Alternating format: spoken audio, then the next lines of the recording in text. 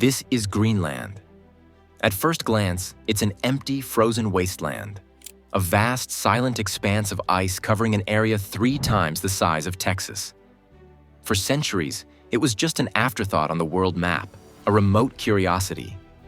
But don't let the silence fool you. Beneath the ice, a new Cold War is brewing.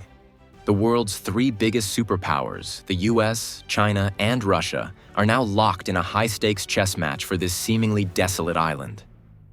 The prize? Nothing less than military and diplomatic supremacy in the new Arctic.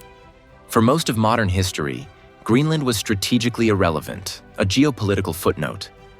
Today, it's a global focal point. The United States, Russia, and China are all vying for influence here, and this isn't just a grab for land, it's a fight for the future. A future that's being defined by 3 critical things: an unparalleled military position, a treasure trove of untapped resources, and the irreversible accelerator of climate change.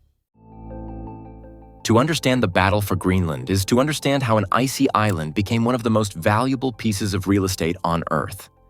To get why Greenland is suddenly so important, just look at a map. It sits right at the top of the world, a geographic linchpin between North America, Europe, and Russia. That location alone makes it invaluable. The United States figured this out during the Cold War. In 1951, it built Thule Air Base, now known as Pituffik Space Base, in the far north of Greenland. Today, Pituffik is the US military's northernmost installation and a critical piece of its global defense network.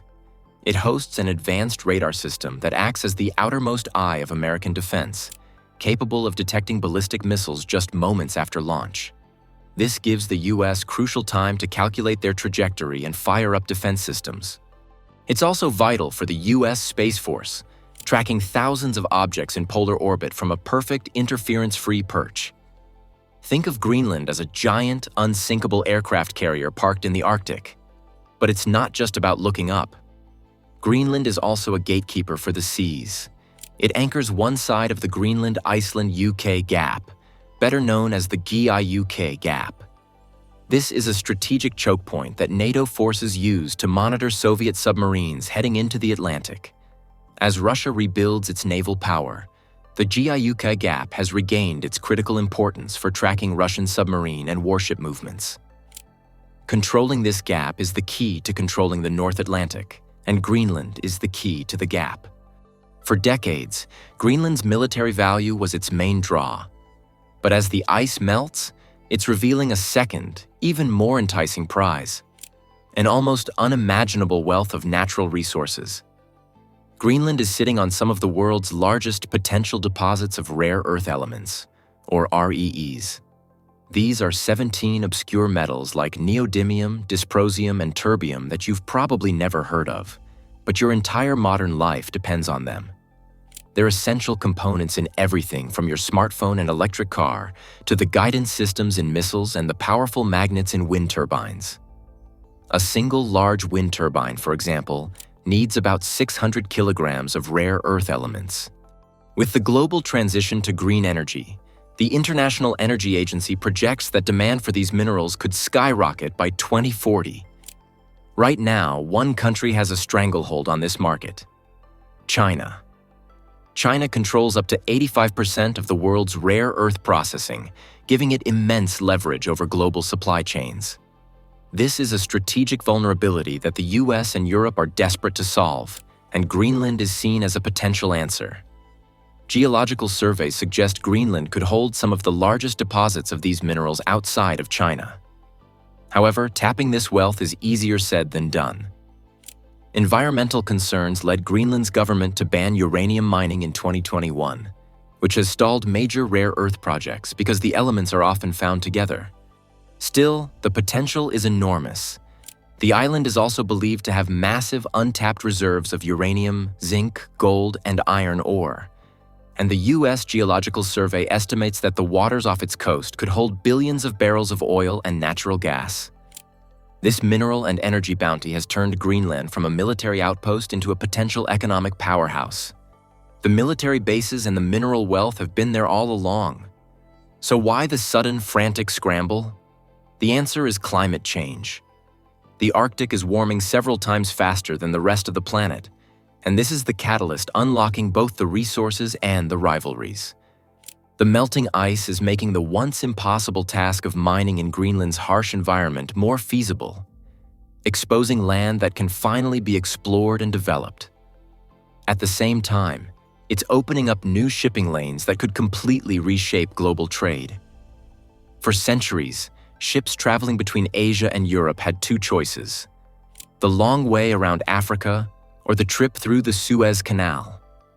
A melting Arctic is now opening up faster, shorter routes like the Northwest Passage and the Northern Sea Route. This polar Silk Road could slash shipping times between Asia and Europe by up to 40%, a journey that's nearly 2 weeks shorter.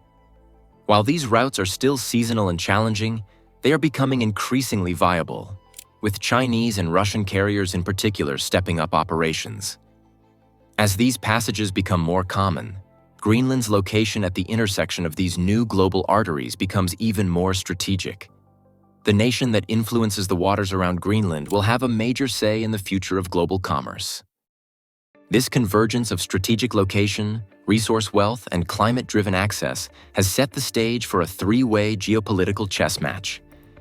Each superpower has a distinct game plan. The United States is playing defense. The famous story of former President Trump offering to buy Greenland in 2019 might have sounded absurd, but it revealed a U.S. interest in the island dating back to the 1800s.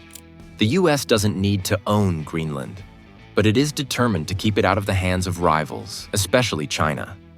Its strategy involves reinforcing its military presence at Patuxent Space Base, boosting diplomatic ties, and offering investment as a Western alternative to Chinese capital. Recent reports of covert U.S. influence operations in Greenland, which prompted Denmark to summon the American envoy, showed just how seriously Washington is taking the competition. Russia is pursuing an Arctic fortress strategy. The Arctic is vital to Russia's economy and national identity. In response to NATO's expansion, Moscow has been aggressively militarizing its northern flank, reopening dozens of Soviet-era military bases and expanding its fleet of nuclear-powered icebreakers to control the Northern Sea Route. A Norwegian defense minister recently gave a stark warning that Russia is amassing nuclear warheads and submarines on the Kola Peninsula, just miles from NATO's border, in what he called a preparation for war. For Russia, a strong Arctic presence is about reasserting its great power status and pushing back against NATO at its doorstep. China, a self-declared near-Arctic state, is playing the long game with its Polar Silk Road strategy. Unlike the US and Russia, China's approach is less about military might and more about economics and science. Beijing is hungry for Greenland's rare earth minerals to power its tech industry and eager to use the shorter Arctic shipping routes. It has tried to get a foothold by offering to invest in mining projects and infrastructure like airports. But these efforts have met major pushback from Denmark and the US, who fear Chinese investment is a Trojan horse for strategic control. Many Chinese-backed projects have stalled, but Beijing's ambition hasn't gone away. This complex geopolitical game is evolving every day. To keep up with how these power plays are shaping our world, make sure you subscribe and hit the notification bell. Lost in this great power struggle are the 56,000 people of Greenland. For them, this isn't a chess game, it's their future. Greenland is an autonomous territory of Denmark, but a strong independence movement has been growing for years. Many Greenlanders see the island's immense mineral wealth as their ticket to finally achieving full independence from Denmark, whose annual subsidies make up a huge part of Greenland's economy. But this path is loaded with risk. The debate is tearing Greenlandic society apart. Is it worth risking the environmental damage of large-scale mining to fund the dream of sovereignty? Some see resource extraction as the only way to break from Danish dependency. Others, especially in rural communities, fear the destruction of traditional lifestyles and their pristine environment. There's also the fear that a flood of foreign investment and labor could leave Greenlanders a minority in their own homeland. The government in Nuuk is walking a tightrope, trying to balance economic prosperity with cultural and environmental protection. They've rejected being bought by the US and are wary of Chinese and Russian motives, insisting that any partnership must respect their sovereignty. As Prime Minister Moot Egede has firmly stated, Greenland is not for sale. They are open for business, but they are determined to be the ones who decide the fate of their island, not a superpower in Washington, Moscow, or Beijing. Greenland is no longer an empty island on the edge of the world. It's the front line of a new, colder war, a silent battleground where the ambitions of the world's most powerful nations collide.